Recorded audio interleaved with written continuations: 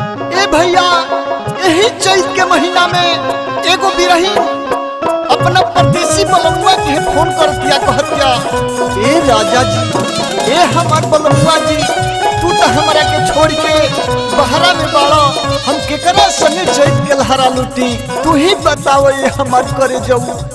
चैत महीना बलमुआ के बिना तनी ना सुहाता हो, चैत महीना बलमुआ के बिना तनी ना सुहाता हो। सुनी कोठरिया के सुनी से जरिया बहुते बुझाता हो, हम चढ़ल जवानी में चोरन करे जब चुआई जैता हो। ये हमारा जा काहे करे जा चैत महीनावा में आई जैत हो राजा, मानवा के लाला सा पूराई जैत हो ये राजा।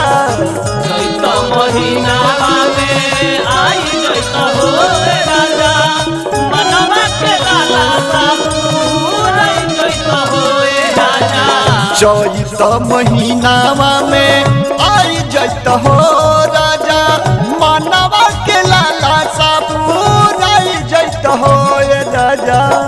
चैत महीना में आई जैत हो राजा, मनवा के लाला सा पूराई जैत हो राजा। बना रहा मास्टर, बना रहा। दिल धड़कता, अरे हमार सुधीर भैया बना रहा, भक्त जी बना रहा, भगत जी बना रहा, हमारा मन भावा बना रहो। जय हो जय हो। अरे वाह वाह वाह वाह। अरे दिया से दिया।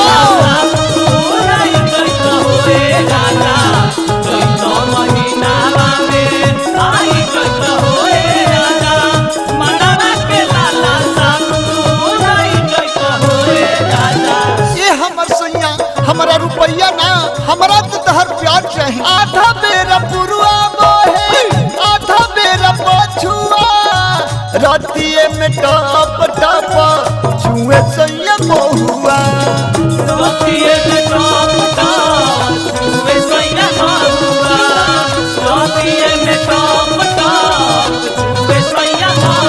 आधा बेरा पुरुआ बोहे, आधा बेरा पछुआ, रातिए में टप टप छुए सैया बहुआ।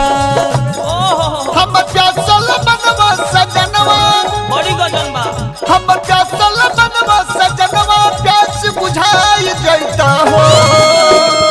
ए राजा जी, ए सैया जी, चैत महीनावा में आई जैत हो राजा, मानवा के लाला सा पूराई जैत हो ये राजा।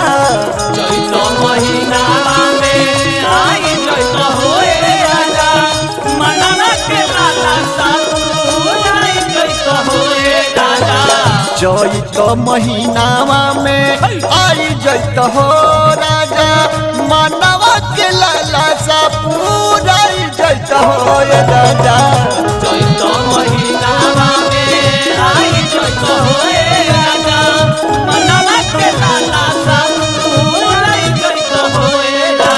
जय हो जय हो, बना रहा पूरा बना रहा। अरे हमार खर्चा बना रहा, ये बहुत बना रहा। वाह वाह वाह जय हो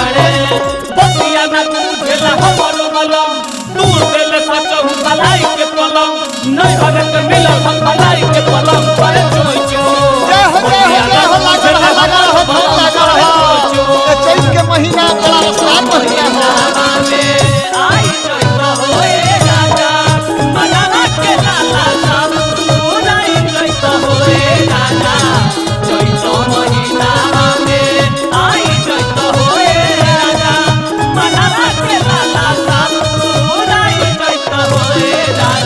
ये हमार राजा धरा चलते हमार चैत बिलाई चल जाता, जल्दी तू गाड़ी धके चल जाओ। छोड़ के नौकरिया मारे कटोनिया, सतुआ संगे खैता राजा आम के चटनिया।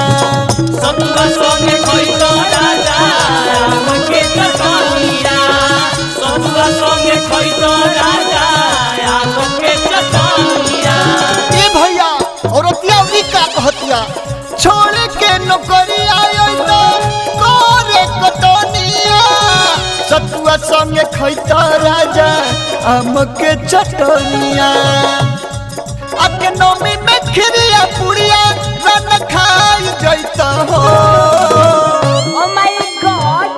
चैत महीनावा में आई जैत हो राजा मानवा के लाला सा पूरा जैत हो राजा चैत महीना में आई जैत होए राजा मनवा के लाला सा पूराई जैत होए राजा चैत महीनावा में आई जैत हो राजा मानवा के लाला सा पूरा जैत हो राजा चैत महीना में आई जैत होए राजा मनवा के लाला सा पूराई जैत होए राजा चैत महीना बलमुआ के बिना तनी न सुहाता हो चैत महीना बलमुआ के बिना तनी न सुहाता हो सुनी कोठरिया के सुनी से जरिया बहुत बुझाता हो